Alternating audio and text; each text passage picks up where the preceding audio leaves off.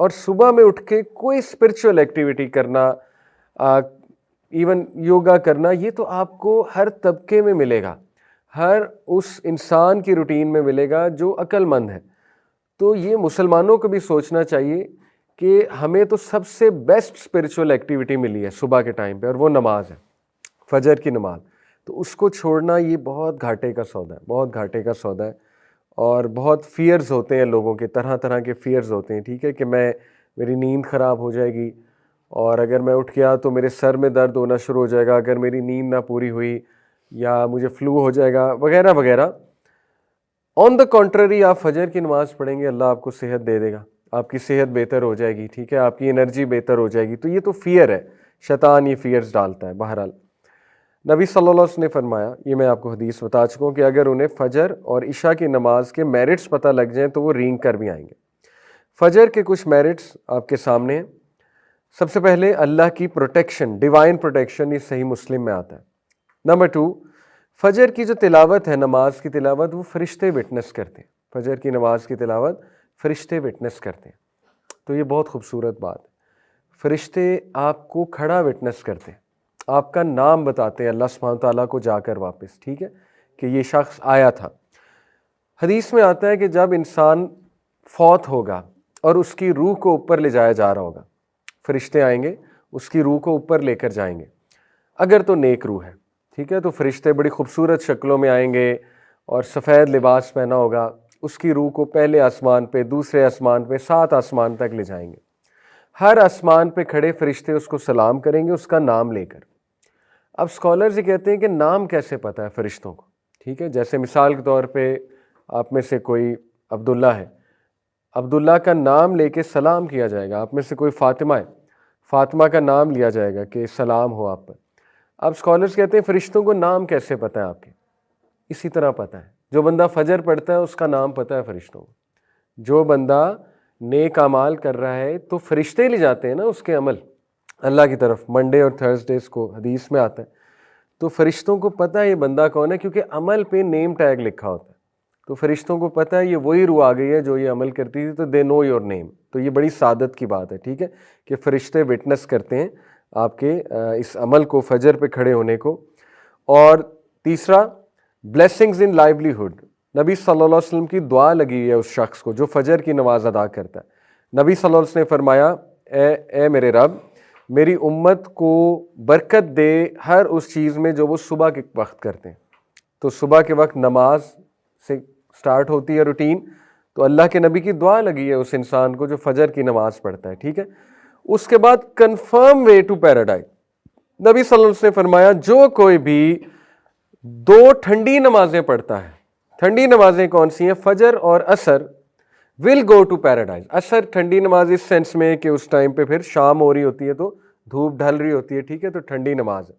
تو نبی صلی اللہ علیہ وسلم نے فرمایا جو کوئی بھی فجر اور عصر کی نماز پڑھے گا شیورلی اسے جنت ملے گی، اللہ تعالیٰ اسے جنت میں داخل کرے گا۔ تو دیکھیں یہ بہت خوبصورت احادیث ہے، موٹیویشن ہے فجر پر اٹھنے کی۔ اسی طرح ایک اور موٹیویشن ہے، وہ یہاں پر مینشن نہیں، میں آپ کو بتا دیتا ہوں۔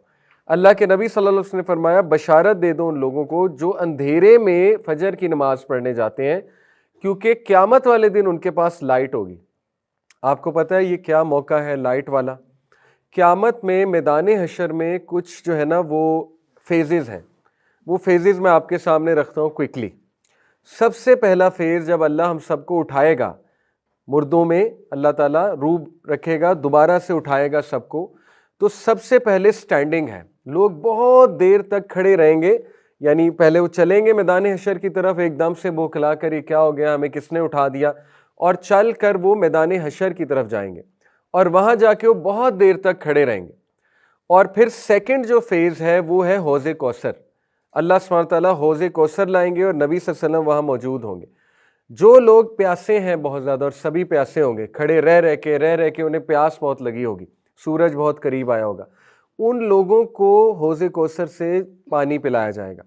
بہت سے لوگ بھاگیں گے حوض کوثر کی طرف، لیکن صرف ان لوگوں کو آگے کیا جائے گا جو نبی صلی اللہ علیہ وسلم کی سنت پر زندگی گزارتے تھے، ان کو پانی پلایا جائے گا وہاں سے، جو بھی مشروب ہے وہ پلایا جائے گا حوض کوثر سے۔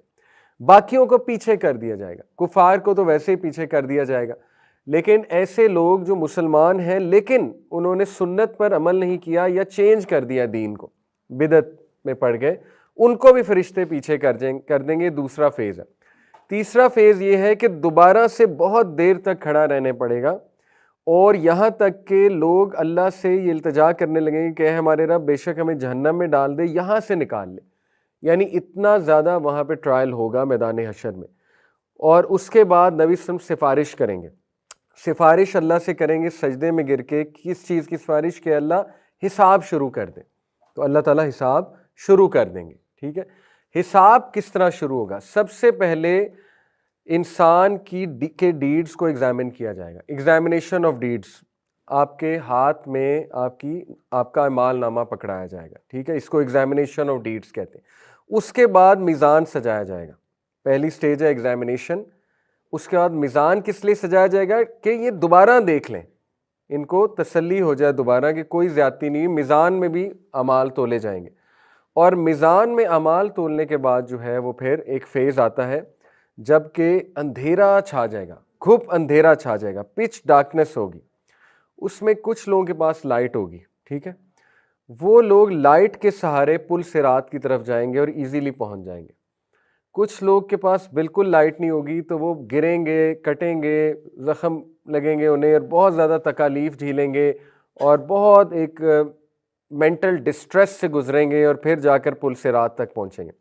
یہ لائٹ والے کون لوگ ہیں؟ فجر والے اس دن، ٹھیک ہے۔ حدیث میں آتا ہے کہ ان لوگوں کو بشارت دے دو قیامت والے دن ان کے پاس لائٹ ہوگی، اس فیز میں لائٹ ہوگی جب پچ ڈارکنیس ہے، ٹھیک ہے۔ یہ وہ والے لوگ ہیں۔ تو دیکھیں اتنے زیادہ فائدے سبحان اللہ فجر کے۔ فجر کی نماز جو ہے وہ اس کو چھوڑنا بہت بڑا گھاٹے کا سودا ہے۔ یہ ایک جسٹ ٹو کریٹ امپیکٹ اور جسٹ ٹو ٹیل یو کہ نبی صلی اللہ علیہ وسلم وین ہی سیڈ فجر کی 2 سنتیں دنیا کی ہر چیز سے زیادہ قیمتی ہیں، تو جسٹ ٹو کریٹ امپیکٹ، یہ مکیش امبانی کا گھر ہے، اور یہ دنیا کا سب سے مہنگا گھر ہے، ممبئی میں ہے غالباً، دنیا کا سب سے مہنگا گھر ہے۔ تو فجر کی سنتیں اس سے بھی زیادہ قیمتی ہیں، 2 سنتیں فجر کی، حدیث میں آتا ہے 2 cycles of prayer، 2 سنتیں فجر کی before دی فجر پریئر، یعنی 2 سنتیں are better than the world and everything in it، دنیا اور دنیا کی ہر نعمت سے بہتر ہے فجر کی 2 سنتیں۔ they are both more beloved to me than the entire world، وہ میرے لیے دنیا کی تمام چیزوں سے زیادہ قیمتی ہیں، نبی صلی اللہ علیہ وسلم یہ کہہ رہے ہیں۔ تو دیکھیں کتنا ریوارڈ ہے فجر کی 2 سنتوں میں، ٹھیک ہے۔ تو یہ ہمارے لیے موٹیویشن ہے کہ فجر کی نماز وہ کیچ کرنا کتنا ضروری ہے۔ نبی صلی اللہ علیہ وسلم نے فرمایا، صحیح بخاری صحیح مسلم کی حدیث ہے، there are angels who take turns in visiting you by night and by day, angels آتے ہیں آپ کو وزٹ کرتے ہیں دن میں بھی رات میں بھی، اور ان کی شفٹ لگتی ہے، اور وہ اسمبل ہو جاتے ہیں، جمع ہو جاتے ہیں 2 نمازوں کے وقت، فجر اور عصر۔ وہ لوگ وہ اینجلز جنہوں نے تمہارے ساتھ رات بتائی ہوتی ہے، رات کے وقت وہ آسمان کی طرف جاتے ہیں اپنے رب کی طرف، اور اللہ سبحانہ وتعالیٰ ان سے پوچھتے ہیں کہ تم نے میرے بندوں کو کس سٹیٹ میں پایا؟ وہ کہتے ہیں کہ ہم نے جب انہیں چھوڑا تو وہ نماز ادا کر رہے تھے، اور جب ہم ان کی طرف گئے تو وہ نماز ادا کر رہے تھے۔ چھوڑا کب؟ یہ عصر کے شام کے ٹائم، اور آئے کب؟ فجر کے ٹائم۔ تو فجر کے ٹائم بھی کیا دیکھا؟ نماز پڑھ رہے ہیں، اور جب چھوڑا تب کیا کر رہے تھے؟ تب بھی نماز پڑھ رہے تھے، ٹھیک ہے۔ تو دیکھیں یہ اینجلز کا رپورٹ کرنا آپ کا نام لے کر، یہ بہت بڑا آنر ہے، ٹھیک ہے، اللہ کو بتانا جا کر۔ قبر کے بارے میں آتا ہے کہ قبر کے ٹرائلز میں سے ایک یہ بھی ہے کہ ایک شخص کو سورج دکھایا جائے گا ڈھلتا ہوا قبر میں، اور جو مومن ہے وہ فرشتوں سے کہے گا منکر نکیر سے کہ رک جاؤ، مجھے عصر کی نماز پڑھنے دو کیونکہ سورج غروب ہو رہا ہے۔ اس کے لاشعور میں نماز ہوگی، سورج کو غروب ہوتے دیکھے گا، اس کو فکر لگ جائے گی کہ میں نے نماز ادا کرنی۔ فرشتے کہیں گے کہ اب نماز کا ٹائم گزر چکا ہے، آپ کی نمازیں ہو گئیں جو آپ نے پڑھنی تھی۔ تو وہ ایک دم پھر حیران ہوگا، لیکن یہ ایک ٹرائل تھا۔ جو اللہ معاف کرے پڑھتا نہیں ہے اس کو تو احساس بھی نہیں ہوگا نا یہ دیکھ کے، یہ فکر وہی کرے گا جو دنیا میں پڑھ رہا تھا، جس کو فکر ہے کہ میری نماز گزری ہے، میری نماز گزری، وہ پھر قبر میں بھی فکر کرے گا سورج کو غروب ہوتے دیکھا، ٹھیک ہے۔ اسی طرح یہ حدیث اب عصر کی نماز کتنی ضروری ہے.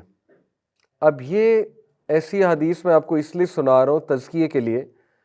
کچھ لوگ ڈی موٹیویٹ بھی ہو جاتے ہیں ایسی حدیث سے، کہتے ہیں کہ دیکھیں جی ہمیں تو پہلے ہی بڑی مشکل ہو رہی ہے نماز پڑھنے میں، آپ ایسی حدیث سنائیں گے تو وہ موٹیویشن رہی صحیح بھی جائے گی. دیکھیں ہم سچ بتا رہے ہیں، جو نبی صلی اللہ علیہ وسلم نے بتا دیا وہ ہمیں بتانا چاہیے. تو سچ تو یہ ہے کہ اللہ کے نبی صلی اللہ علیہ وسلم نے فرمایا کہ جو کوئی بھی عصر کی نماز جان بوجھ کے چھوڑتا ہے اس کے تمام اعمال نل اور وائڈ ہو جاتے ہیں.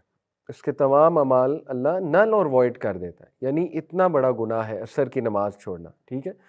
ایک اور حدیث میں آتا ہے جس نے عصر کی نماز چھوڑی وہ ایسے ہے جیسے اس کے فیملی والے اس سے لے لیے گئے. یعنی ہی اور she has lost their family members. اس کی تمام چیزیں اس سے لے لی گئیں. اب اسلاف بہت زیادہ خیال چونکہ نماز کا کرتے تھے تو ان میں سے کسی کی نماز اگر عصر کی نکل جاتی تھی فار سم ریزن اور فار ویلڈ ریزن تو وہ ایک دوسرے سے افسوس کرنے آ جاتے تھے. پائس پریڈیسیسرز کی بات، افسوس کرنے والی بات ہے. ٹھیک ہے. اگر عصر نکل جائے تو یہ ہمارے لیے موٹیویشن ہے کہ عصر کی نماز کی خاص حفاظت ہے. اور یہ قرآن میں اللہ تعالیٰ نے کہا کہ صلاۃ الوسطیٰ کی خاص حفاظت کرو. بیچ کی وسط بیچ کو کہتے ہیں نا، بیچ کی نماز عصر کی نماز ہے. عصر کی نماز کی خاص حفاظت کرو. تو عصر کی نماز کے بارے میں یہ بھی آتا ہے کہ منافقین کی جو عصر کی نماز ہے وہ ہے جب بالکل سورج غروب ہونے والا ہوتا ہے اور وہ ایک دم سے اٹھتے ہیں اور اٹھ کر جو ہے نا وہ جیسے کرو ہوتا ہے، کرو کے ورڈ غالباً آتے ہیں یا ہین کے ورڈ آتے ہیں مرغی، جیسے وہ چونچ مارتی ہے اور بس وہ سجدے ہو جاتے ہیں اس کے. اللہ معاف کرے. دیکھیں یہ احادیث ضروری ہیں ہمارے تزکیے کے لیے تاکہ ہم اپنا محاسبہ کریں کہ ہم کہیں اس طرح تو نہیں پڑھ رہے عصر کی نماز کہ منافق والی نماز تو نہیں ہے کہ بالکل جب ٹائم ختم ہونے والا ہے تو ایک دم اٹھے اور وہ پڑھی بھی ایسے کہ جیسے ٹھونگے مارے جاتے ہیں. تو اس کو ہم نے بہتر کرنا ہے. اصل میں سنانے کا مقصد یہ ہے انشاءاللہ تزکیہ کرنا ہے اپنا. اور اگر پڑھ ہی نہیں رہے اللہ معاف کرے تو پھر دیکھیں وہ حدیث ہے کہ نبی صلی اللہ علیہ وسلم کو ایک خواب دکھایا گیا. اس خواب میں 2 فرشتے نبی صلی اللہ علیہ وسلم کے ساتھ تھے. ان فرشتوں نے نبی صلی اللہ علیہ وسلم کو برزخ کی پنشمنٹس کا ٹور کرایا. برزخ کی پنشمنٹس، جب انسان فوت ہو جاتا ہے تو برزخ میں بھی پنشمنٹ ہوتی ہے. ٹھیک ہے. تو نبی صلی اللہ علیہ وسلم نے کیا دیکھا کہ ایک شخص ہے اس کا سر پتھر سے بار بار کچلا جا رہا ہے اور اس کے بعد اس کا سر ری گرو ہوتا ہے اور وہ پھر کچلا جاتا ہے. اس کے بعد وہ پھر ری گرو ہوتا ہے، اس کا سر وہ پھر کچلا جاتا ہے. اللہ کے نبی صلی اللہ علیہ وسلم سے یہ حالت دیکھی نہیں گئی. نرم دل تھے بہت ہمارے نبی. اللہ کے نبی صلی اللہ علیہ وسلم نے پوچھا یہ کیا ہے، مطلب بہت پریشان ہو گئے. فرشتوں نے کہا آپ آگے چلیں آگے چلیں. بہرحال وہ پھر اور پنشمنٹس بھی دکھائی گئیں، لیکن بعد میں فرشتوں نے پھر بتایا یہ ساری چیزیں کیا تھیں. جہاں تک اس کی بات ہے سر کچلا جا رہا ہے، فرشتوں نے کہا یہ وہ شخص ہے جو نماز کے وقت سو رہا ہوتا ہے. یہ وہ شخص ہے جو نماز کے وقت سو رہا ہوتا ہے، نماز نہیں ادا کرتا.